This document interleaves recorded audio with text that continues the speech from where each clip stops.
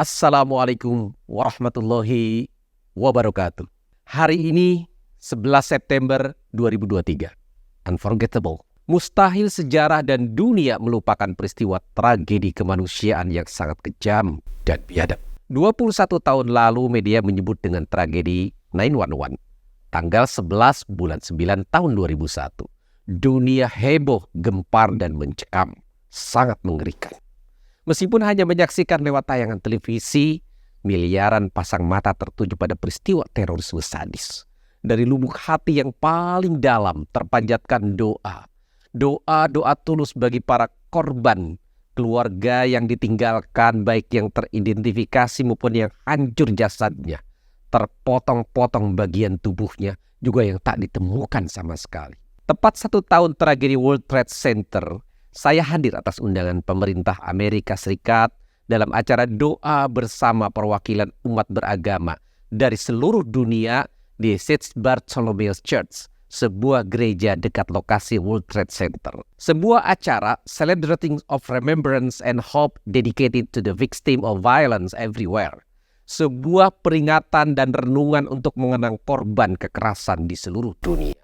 Acara yang dihadiri oleh lebih dari 200 orang bersama tokoh pemuka agama sedunia, merupakan organisasi keagamaan dan lintas agama di Amerika dan seluruh dunia benar-benar mempersatukan umat manusia tanpa memandang perbedaan ras, bahasa, warna kulit dan agama.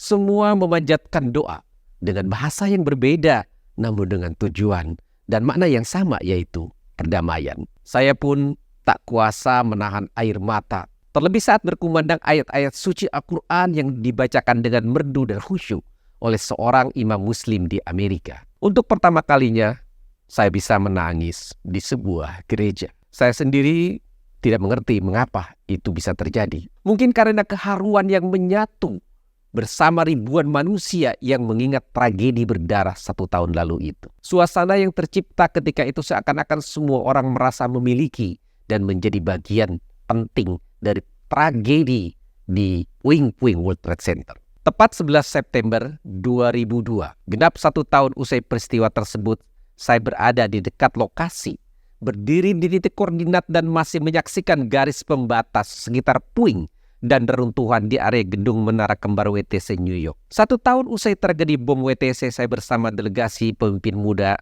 Asia Pasifik dan Amerika Serikat menjelajahi lokasi ledakan bom di mana puing-puing masih bertebaran. Meskipun sudah setahun, suasana di TKP, tempat kejadian perkara, terasa masih baru.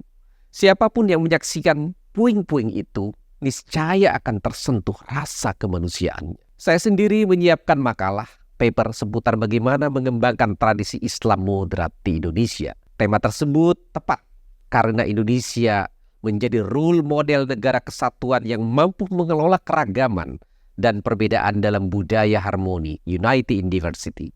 Indonesia bersama Amerika Serikat dan semua negara di dunia berkomitmen untuk mengatasi intoleransi, radikalisme, ekstremisme dan terorisme global dimanapun. Di hadapan para pemimpin muda Asia Pasifik dan Amerika Serikat, saya berada di East West Center, Honolulu, Hawaii, untuk menyampaikan secara langsung dalam seminar tentang agenda bersama melawan terorisme. Di tengah berkembangnya Islamophobia, sentimen anti-Islam, berhamburan tuduhan terhadap Islam, seakan-akan Islam adalah agama teroris di sejumlah negara.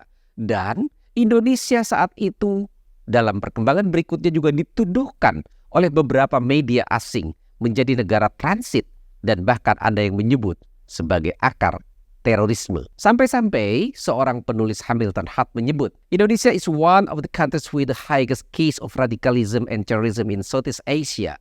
A series of radicalism and terrorism case in the name of religion have continued since the 1950s until now. Tentu saja saya membantah semua persepsi dan tuduhan itu. Indonesia sebagai negara dan bangsa beragama, bukan negara agama. Yang Indonesia menjunjung keragaman dan menghormati perbedaan agama, suku, bangsa, bahasa, dan tradisi dengan spirit Pancasila dan Bhinneka Tunggal Ika dalam bingkai keutuhan negara kesatuan Republik Indonesia. Sis dan bro, pemimpin negara, para tokoh agama dan masyarakat mengecam semua tindakan dan aksi terorisme dalam bentuk apapun. Kekerasan atas nama agama, budaya, dan nilai apapun tak bisa dibenarkan. Hal itu pun saya paparkan di hadapan pimpinan United States Indo-Pacific Command, markas pertahanan Amerika Serikat di Hawaii bersama Letnan Jenderal Thomas Case, Deputy Commander-in-Chief of Staff Pacific Command. Ada ratusan aksi terorisme di Indonesia sejak awal tahun 2000-an. Setidaknya terdapat 549 peristiwa yang meneror sejak tahun 2000 hingga 2017.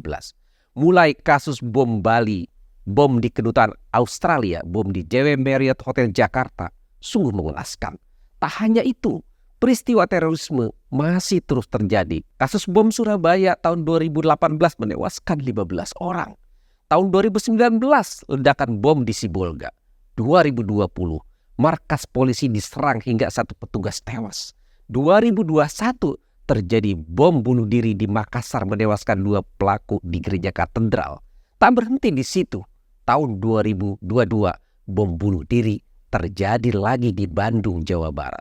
Terorisme adalah musuh kita bersama. Musuh semua agama dan kemanusiaan. Tak ada agama atau pemuka dan umat agama manapun yang membenarkannya. Terorisme yang dilakukan oleh supremasi kulit putih Christians yang terjadi di Masjid An-Nur dan Linwood Islamic Center di Christchurch, Selandia Baru tahun 2019 menewaskan 50 jamaah muslim. Tak lantas kita bilang ada teroris Kristen, sebagaimana tak pernah juga ada teroris Islam. Demikian juga tak ada terorisme Hindu saat terjadi pembantaian Muslim di India. Terorisme tak ada kaitan sama sekali dan tak ada landasannya dalam agama apapun. Kasus dan peristiwa tragedi terorisme masih terus terjadi di berbagai belahan dunia. Teroris masih tetap menjadi ancaman di sekitar, di hadapan, dan di tengah kita. Menurut Global Terrorism Index, terorisme yang bermotif ideologi terus menjadi jenis terorisme yang paling umum di Barat, dengan jumlah terorisme yang bermotif agama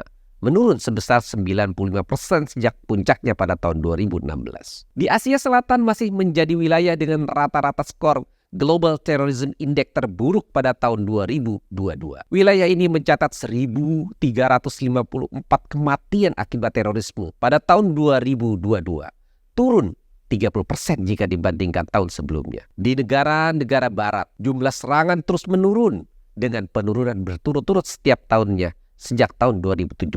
40 serangan tercatat pada tahun 2022, turun sebesar 27% jika dibandingkan dengan 55 serangan pada tahun 2021. Intoleransi di mana perbedaan tak terkelola, hilangnya rasa saling menerima perbedaan dan saling menghormati perbedaan yang makin menipis. Ketika diskriminasi terus berkembang, bisa menjadi puntung rokok yang membakar kehidupan yang damai, kasih dan harmoni. Bahkan intoleransi yang tak terselesaikan dapat merusak disintegrasi bangsa dan negara. Upaya pemerintah melalui berbagai kebijakan dan kelembagaannya tak boleh surut dan lelah, tak boleh berhenti. Kita bersama para tokoh pemuka lintas agama, pemimpin formal dan informal, hingga ke lapisan masyarakat, lapisan terbawah. Partai Solidaritas Indonesia mengajak semuanya untuk terus merawat toleransi dan moderasi, menjaga damai dan harmoni untuk keutuhan Negara Kesatuan Republik Indonesia, juga untuk kemanusiaan, untuk perdamaian dunia dalam mengatasi segala potensi dan kekerasan apapun. Salam solidaritas. PSI Partaiku.